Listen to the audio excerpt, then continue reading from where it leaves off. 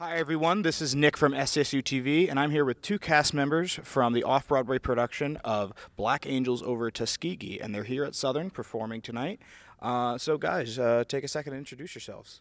My name is Lamar K, Cheston, and in Black Angels Over Tuskegee, I play the character of Theodore. My name is Craig Colasanti, and I play Major Roberts. So tell us a little bit about the show and like what this is all about.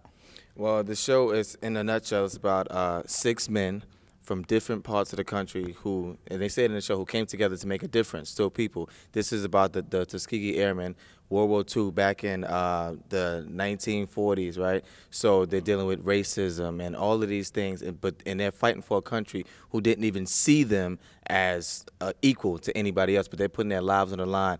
And the story of the brotherhood and how it all came together, and they just sacrificed everything for one another and for people who really didn't, who really didn't care for them, It's interesting because this piece of history isn't taught in our school books. So I came from a military family. My father was in the Air Force. I knew all about the Tuskegee Airmen. But every time we do this show, I'm shocked to hear how many kids have no idea what these men did. And these men went through, racism, segregation, everything, still fighting for our country, and were never recognized. And they've won more awards than any fighter group ever. Just really accomplished, amazing men, all gone on to do big things, doctors, lawyers, in life too, and really were the start of the civil rights movement. A few of them had marched with Dr. King, and just amazing men. We've had the pleasure of meeting quite a few of them, and it's just, the story is not about what they did in the air and the combat so much, but it's about their personal journey and the relationship that they formed with each other. How long have you guys been, how long has this show been running? Because it's been running for quite a while, am I right? That's correct. The show's been running off-Broadway in New York for 7 years now, which is the longest off-running Broadway show ever. I've been with the show for 5.5 years. Yeah, I've been with the show a little over 3 years, so I joined in August of 2013. Awesome. And you guys are touring right now? Yeah, man, this is our last stop on the tour right now. We've been touring since October. The whole month of October, we've been to, where did we go? Pittsburgh, Florida, Virginia. We just got back from Virginia last week. We were in Delaware, and now we have 2 days in Connecticut. So I mean, it's tiring, but it's something that needs to happen because the story needs to be told everywhere. Do you have people that come up to you and let you know like how much they get out of the performance? Man, after every show, I mean, people come out to us and they're crying. They want to hug us. They want to embrace us because what we display on this stage it's real. Like these are real things. These are real things that these men went through. The writer and director, he actually spoke to an airman before writing this play, and the reason he took the perspective on the writing that he did is because he said that airman. He really spoke about the brotherhood aspect, what happened behind the scenes, so to speak, and that's why this story is so touching to everybody else because it's coming from a real visceral place, man. We bring everybody in, and the audience there's not really an audience. They are part of this whole experience, So I mean, it's amazing to see the reactions to people after the show. We just got back from Charlottesville, Virginia, and we played a 1,500-seat house in Virginia, and we have a thing that we do after every show. We go out to talk to the audience. We don't go get dressed and sneak out a back door. We come out to share, pictures, autographs, whatever it is.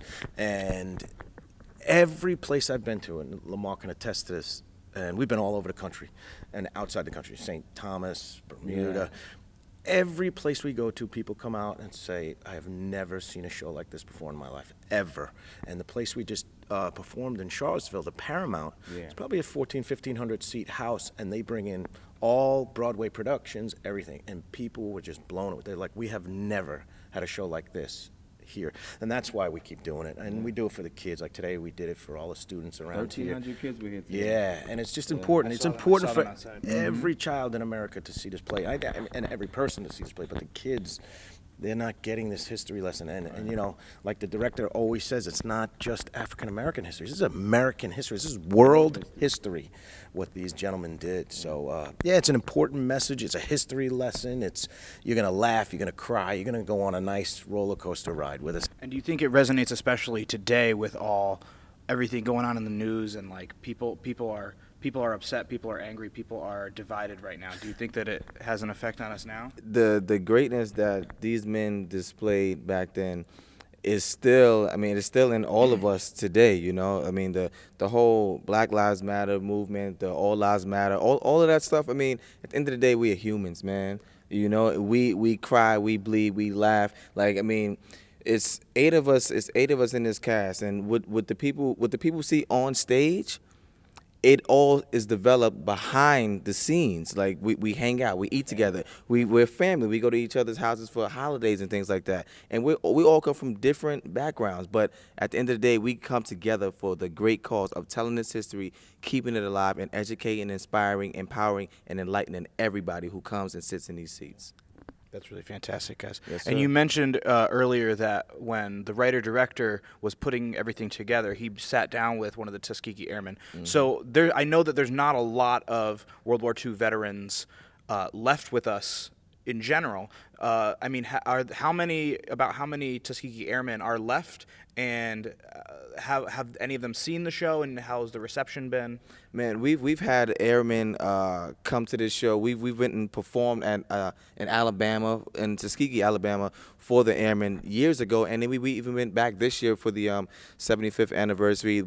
Every year we have an anniversary show, and airmen have even like opened up for the show, like, and spoke to the audience, and then we perform. Like, they are a part of the show, you know. Their fabric is woven into every word in the show. You know, we couldn't go on. Like the writer, he once said that when they did the performance in Tuskegee, an airman came up to him and he said to them, "Thank you for finally getting it right. Somebody finally got our story right." And he said, no matter what other compliment somebody else can give to him or say, that right there meant the most, because he was in the barracks. He was the one, or they were the ones who were there in the trenches, and he came out to him, "Thank you for finally getting our story right." I agree. And like Lamar said, we performed for some of these amazing men. There's only 24 original airmen left out of the original 992.